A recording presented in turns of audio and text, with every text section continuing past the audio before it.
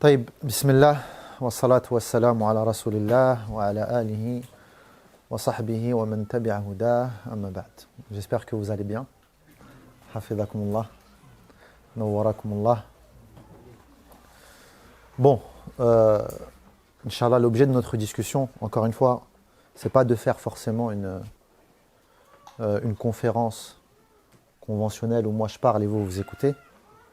L'idée, Inch'Allah Ta'ala, c'est qu'on puisse échanger, discuter sur une thématique qui me semble être extrêmement importante. Donc, déjà, je vais vous sensibiliser sur un point qui est très très mal compris aujourd'hui. On le sait tous, bifadlillah azza wa jal, et on implore Allah azza wa jal de préserver cette connaissance au plus profond de notre cœur, qu'aujourd'hui nous vivons une époque sans le ilm, sans la science, sans la connaissance d'Allah azza wa jal, sans la connaissance de sa religion, l'être humain sombre et l'être humain coule. Nous vivons une époque tellement difficile que le ilm aujourd'hui, c'est notre bouée de sauvetage. Et c'est pour ça que parmi les signes de la fin des temps, c'est la disparition de quoi? Du ilm. Et donc les gens vivent dans les ténèbres. Sauf qu'aujourd'hui en France, il y a une véritable incompréhension. Il y a une véritable incompréhension sur la nature de ce qu'est le ilm. Al-ilm, comme l'a expliqué l'imam Malik rahmatullahi alayh, al-ilm, nourun. Al-ilm, qu'est-ce que c'est? C'est une lumière. Yaqdhifuha Allah. Allah la projette dans le cœur de son serviteur. Et donc le ilm, c'est une relation avec le divin. Et lorsque Allah azza wa jal veut combler le serviteur, il lui projette cette lumière dans son cœur qui ouvre des portes de connaissance au serviteur. Puis, cette lumière se matérialise dans son quotidien par un mot extrêmement important que les ulama ont résumé en disant le ilm, qu'est-ce que c'est?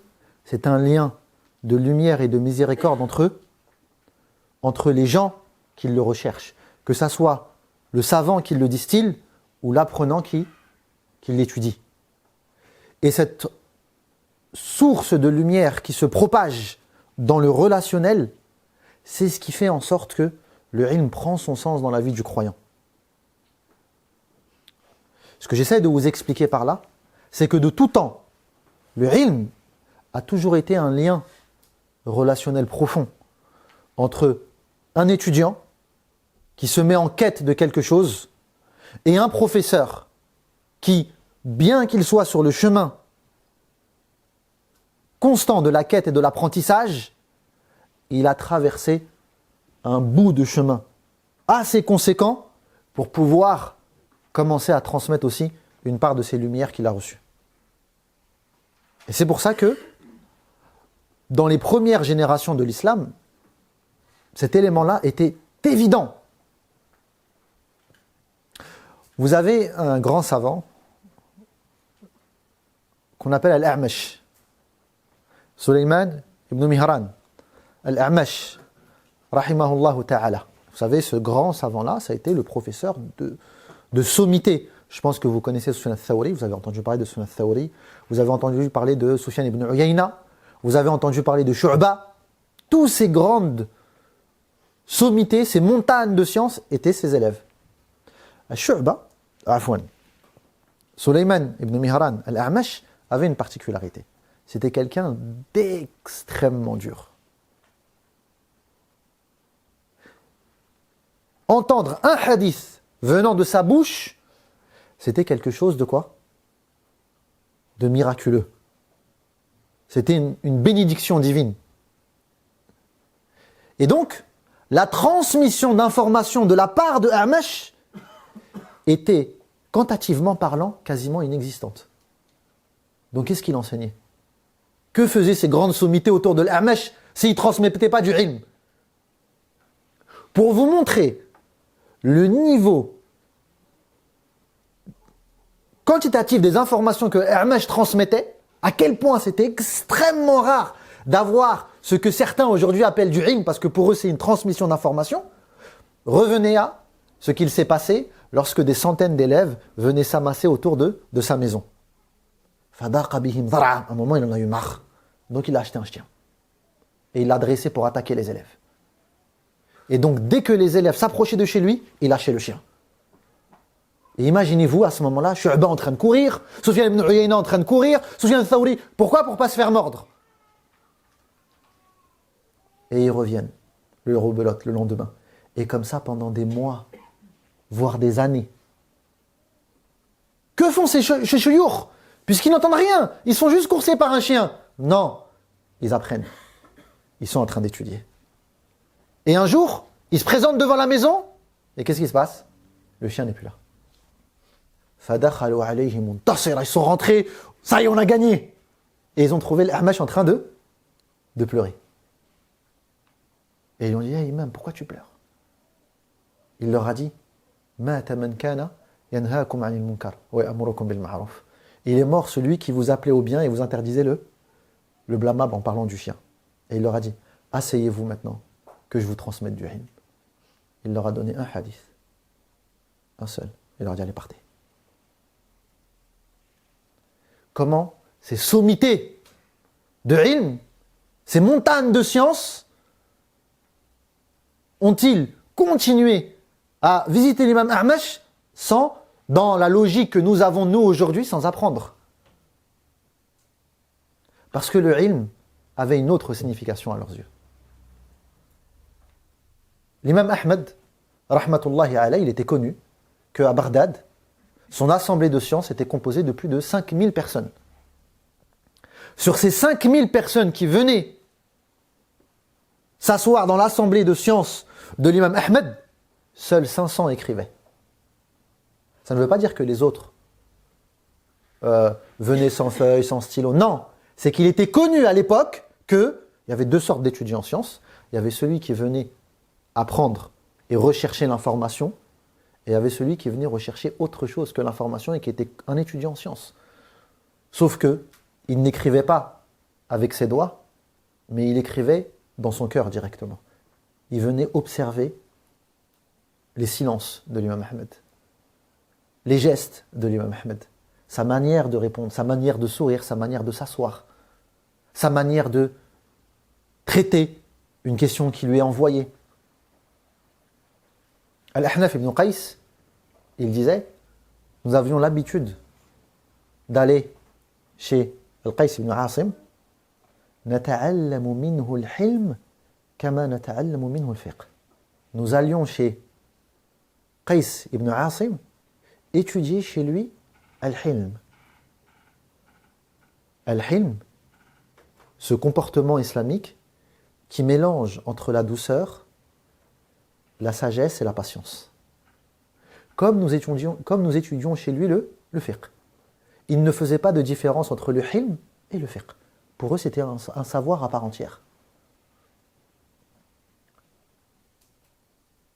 Ibn Sirin, un autre grand imam, il disait « Kunna nata'allamu al-hadi » Nous étudions al-hadi. C'est quoi al-hadi?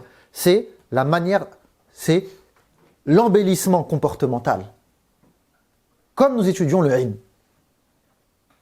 Et donc, moi ce que j'essaie de vous expliquer ici, c'est que parce qu'il faut bien comprendre une chose, c'est qu'on a dit que parmi les signes de la fin des temps, c'est la disparition du ilm, on est d'accord ou pas? Mais on est tous unanimes aujourd'hui que jamais, dans toute l'histoire humaine, le ilm en tant que quantité d'information a été autant accessible. En un clic.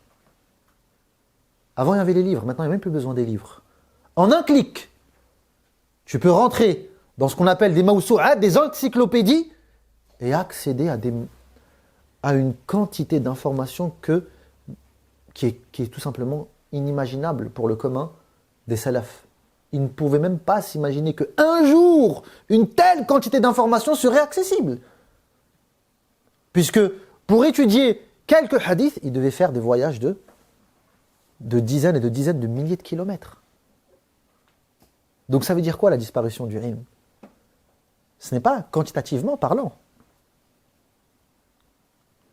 La disparition du ilm, c'est la disparition de la lumière des cœurs. Ça, c'est la première des choses.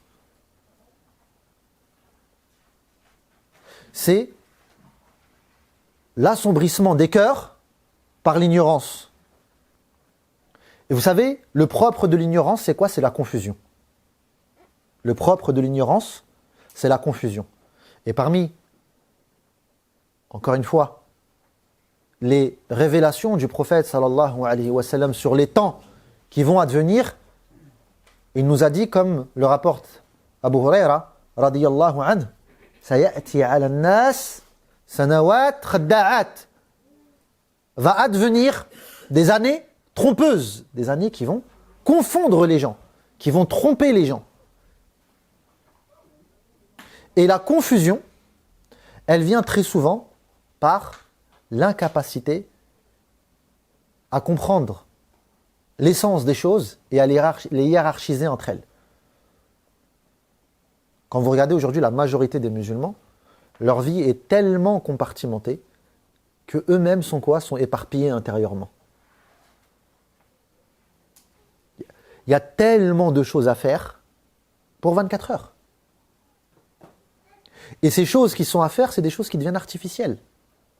C'est simplement l'organisation sociale de nos vies qui font que on est obligé de cumuler des actions qui réellement ne valent rien du tout. Et ce surplus d'actions que nous devons faire avec un temps de vie qui reste limité, eh ben ça crée quoi? Ça crée une confusion chez la plupart des gens. Et ça, en fait, si dans leur vie de tous les jours, les gens sont confus, quand ils viennent au ilm, ils viennent avec quoi? Avec cette même confusion. Ils viennent au ilm avec cette même confusion. L'incompréhension de ce qu'est réellement le ilm et l'incompréhension de ce qui est important dans le ilm et ce qui est moins important. Et ça, ce piège satanique, comme Allah Azza wa Jalla nous l'a dit dans Sourate Al-Kahf, قُلْ هَلْ أُنَبِّئُكُمْ بِالْأَخْسَرِينَ أَعْمَالًا. Voulez-vous que je vous indique ces gens qui sont perdants dans cette vie d'ici-bas? الَّذِينَ ضَلَّ سَعْيُهُمْ فِي الْحَيَاةِ الدُّنْيَا. Ils ont passé leur vie à courir pour rien. Ce sont les perdants. Ce sont des gens qui ont perdu. Pourquoi? Parce que par la confusion qui régnait dans leur cœur, ils se sont agités, ils ont couru de partout sans réellement recevoir quelque chose de valeur. Et c'est pour ça qu'aujourd'hui, on a plein de personnes qui parlent de ilm, qui pensent étudier le ilm, qu'ils pensent étudier, ils courent, ils prennent des cours. Moi, je vois, hein, des fois, je parle avec des frères, je me dis, non mais, il y a un vrai problème là. D'accord? Tu fais un dars suffisamment profond pour que cet élève puisse méditer et réfléchir sur sa vie minimum pendant un mois. Il revient après ce dars avec une pseudo-motivation. Oh, j'ai envie de rajouter des cours. Qu'est-ce que tu racontes en fait? Qu'est-ce que tu racontes? Cette motivation que tu ressens doit te pousser à aller justement en profondeur par rapport à ce que tu viens d'entendre. Pas rajouter de la confusion sur de la confusion. Là, tu es dans l'illusion d'avoir compris. Maintenant, va creuser et va vérifier. Et c'est pour ça que vous remarquez la différence qu'il y a entre les compagnons qui ont vécu à Mecca et les compagnons qui ont vécu à Médine. Les compagnons qui ont vécu à Mecca ont eu un prophète, sallallahu alayhi wa sallam, qui était dédié à l'éducation. Il n'y avait pas d'État à gérer. Il n'y avait pas de bataille, de conquête. Il n'y avait que l'éducation, que la spiritualité. Et donc les compagnons qui ont vécu avec le prophète sallallahu alayhi wa sallam durant cette époque-là ont pu aller au fond des choses, ont pu creuser au plus profond de leurs âmes pour aller extirper, pour aller extraire ces maladies de la période pré-islamique qui régnait dans leur cœur. Et c'est pour ça que la plupart de ces grands compagnons ont été ceux qui ont marqué l'histoire musulmane à tout jamais. Parmi eux, Al-Khulafa al-Rashidoun. Contrairement à ceux qui ont vécu à Médine, qui ont connu un prophète qui était dédié, certes, à l'éducation, parce que c'était son rôle principal, mais il avait d'autres activités que son rôle lui imposait comme chef d'État, chef des armées. Et donc là, l'éducation à Mecca n'avait été radicalement différente de l'éducation à Médine. Parce que l'éducation à Mecca, elle avait deux particularités. Premièrement, très peu d'informations. Quand vous lisez le Coran mécois, c'est un Coran qui est axé sur la connaissance d'Allah Azza wa Jal, sur le jugement dernier et sur la prophétie. 3 axes. Sauf que ces 3 axes-là, ce sont des axes qu'on va creuser et dont on va aller découvrir les profondeurs. Et surtout, nous allons les matérialiser dans notre vie à travers les épreuves et les difficultés.